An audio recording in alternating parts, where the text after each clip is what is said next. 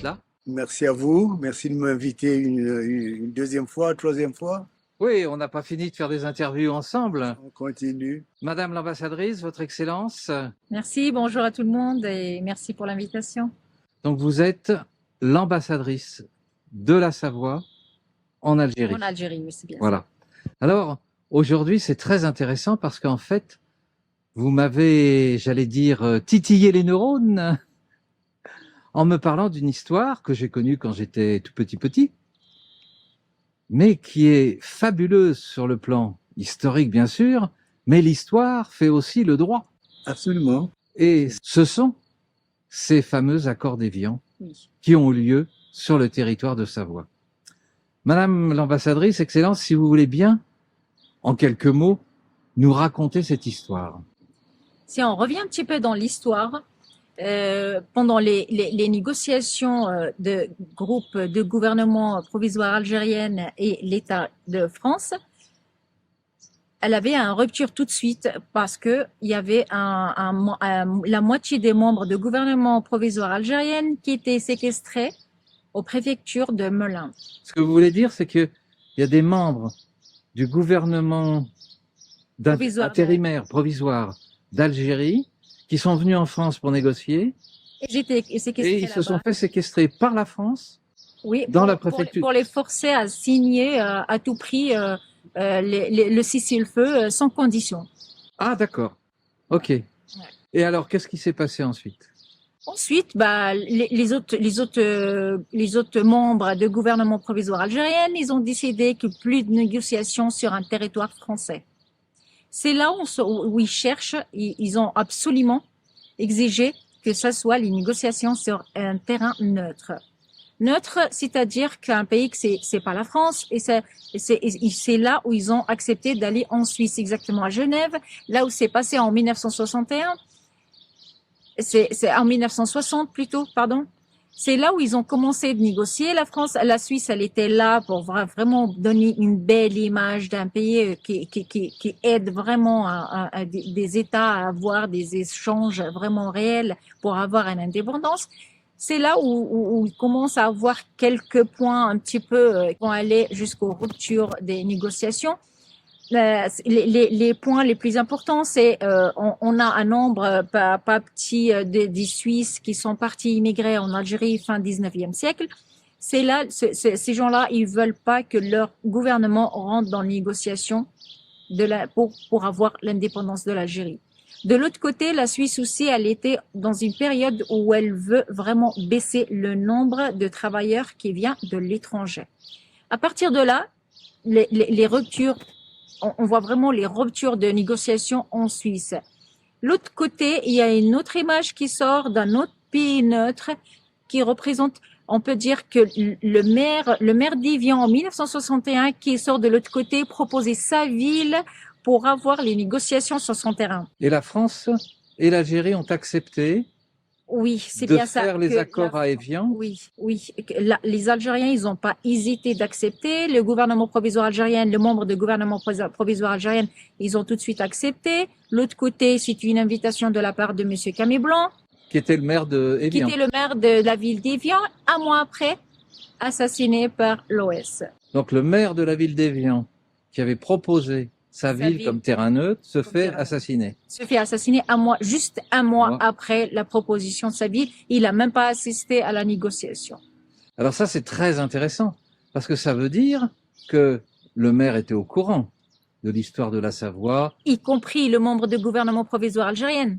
Absolument. Mais y compris la délégation française. Ben oui. Parce que c'est cela qui est important. Absolument. Parce que je crois qu'il y a une exégèse qui est nécessaire à faire en ce qui concerne ces accords. Tout le monde les connaît, les intellectuels, qu'on ait été de la génération des accords ou pas, on sait que il y a un point nodal entre la France et l'Algérie et qui s'est dénoué d'une certaine manière à Évian. Alors, qu'est-ce qu'il faut en tirer? C'est ça qui est important. Ce qu'il faut en tirer, c'est le fait que la délégation algérienne arrive à Melun. Melun, on connaît Melun, on connaît la ville. Melun, c'est en région parisienne. Et donc, je dirais, on est en pleine France. Et lorsque cette délégation arrive, elle est maltraitée. Et quelque part, on veut lui faire signer des points, à tout prix des points, en fait, à la limite, sans condition, où ils n'ont même pas le droit de refuser ou d'accepter, ainsi de suite. C'est vraiment, c'est l'esclavage d'une certaine manière. En fait, il faut absolument qu'ils puissent signer et bravement, les délégués ne veulent pas signer. Et heureusement qu'ils étaient intègres. Mais bien entendu, et puis courageux. Ils étaient fermes sur leur décision. C'est quand même la période coloniale, donc il y a eu beaucoup de courage. Et ce qui est important, voyez-vous, il y a une chose qui est très importante, c'est que quand ils vont refuser de signer ces accords, ils ne veulent pas rompre la négociation, mais ils disent qu'il faudrait, ces délégués pensent qu'il faudrait que ce soit dans un pays étranger et dans un pays neutre. Alors, dans l'exposé que Madame l'ambassadrice vient de nous faire, on constate que ce pays neutre est d'abord la Suisse. Mais il se trouve que la Suisse est en face aussi il y a une pression de ses ressortissants qui sont en Algérie, mais aussi une sorte de crainte d'une pression, une masse migratoires en fait qui viennent d'Algérie une fois que les accords seraient signés. Et là, j'attire votre attention. La délégation algérienne n'a pas changé les revendications. La délégation algérienne veut toujours un pays étranger et une terre neutre où ils peuvent être libres de signer.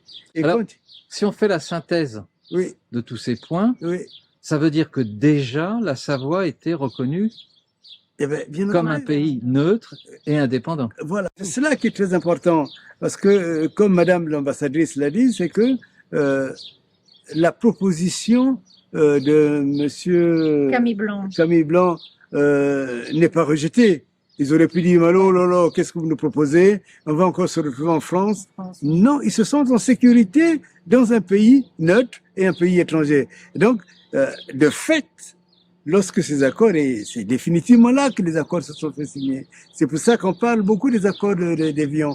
Donc en fait, il y a trois reconnaissances importantes. La première reconnaissance, c'est que l'Algérie reconnaît Évian et donc de facto reconnaît la Savoie comme étant une terre neutre et une terre étrangère. Et ça, c'est important pour le comprendre. Il faut entrer dans une sorte de fiction politique, une fiction juridique des relations internationales.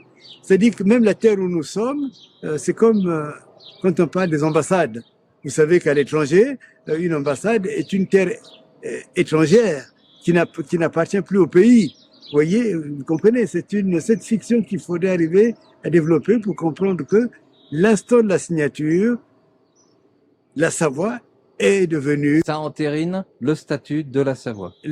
Oui, à ce moment-là, la Savoie est une terre étrangère, une terre qui garantit la neutralité. On est dans un droit de fait. Nous sommes dans un droit, en fait, de fait, oui, mais aussi une reconnaissance implicite. Absolument. Et cela qui est tout à fait en accord avec ce qu'on appelle la Convention de Montevideo. La Convention de Montevideo dit, dans les articles 6 et 7, que la reconnaissance peut être une reconnaissance implicite. C'est-à-dire qu'il n'est pas obligé qu'il soit écrit quelque chose. Là, c'est un maire qui invite et même s'il ne participe pas à la réunion, à la discussion, puisque malheureusement il se fait assassiner un mois après. Assassiner, il est important de noter, je vous prie vraiment de bien noter que la Savoie, à ce moment, est reconnue comme étant une terre étrangère et comme étant une terre neutre. Alors, Madame l'ambassadrice, je crois qu'il y a des livres d'histoire algériens qui expliquent tout ça. Oui, c'est vraiment, c'est le témoignage de porte-parole de membre de gouvernement provisoire algérien qui est Monsieur Rida Melek. C'est lui qui a tout raconté dans son livre, comme quoi c'était le porte-parole, et c'est lui qui a assisté à toutes ces négociations dès le début.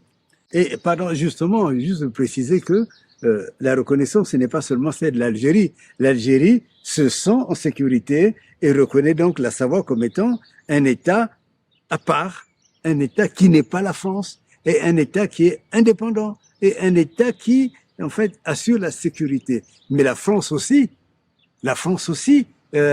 qui a échoué à Melun, reconnaît aussi Évian comme étant un pays à part, comme toute la Savoie comme étant un espace à part. Mais il y a aussi un troisième acteur, c'est la communauté internationale. La communauté internationale reconnaît jusqu'à présent que le sort de l'Algérie s'est joué à Évian. Et parmi ces gens qui ont signé l'accord d'Évian, il y a les personnes qui ont refusé absolument que ça se passe en France. Et donc, d'ailleurs, Madame l'ambassadrice, dans l'échange que nous avons eu, vous disiez qu'il y avait qu'il y a même une déclaration de l'ambassade. Des chefs des ambassadeurs français qui a dit il faut pas toucher à l'image de la France. L'image de la France, pour moi, c'est la division, comme quoi pas obliger la France d'aller reconnaître Évian comme un terrain neutre, pas français. Oui, mais de fait, du point de vue du droit international, nous sommes obligés de dire que la France a déjà reconnu l'État de Savoie qui sera déclaré le 23 octobre 2023. En fait, la reconnaissance, elle est acquise. Elle est acquise sur un élément qui est important de droit. Le droit reconnaît toujours la continuité de l'État, quelles que soient les formes. Puisqu'il n'y a pas eu d'énonciation, puisqu'on n'a pas dit que l'accord d'Évian Était caduque. Oui. était caduque, donc, comme il n'y a pas eu caducité, donc en fait, ça fait partie de l'héritage. L'héritage est de l'État de Savoie. Donc, quand on veut, maintenant que l'État de Savoie est indépendant, quand on voudrait que la France reconnaisse l'État de Savoie, en fait, c'est superflu. Superflu parce que, historiquement, l'histoire retient que l'Algérie, c'est pour cela que nous avons une ambassadrice. Vous êtes bénéficiaire de cela. Vous nous communiquerez les informations concernant le livre, parce que tous les Savoisiens et les Savoisiennes qui veulent s'informer pourront le lire. Oui. Et je vous remercie infiniment de toutes ces explications.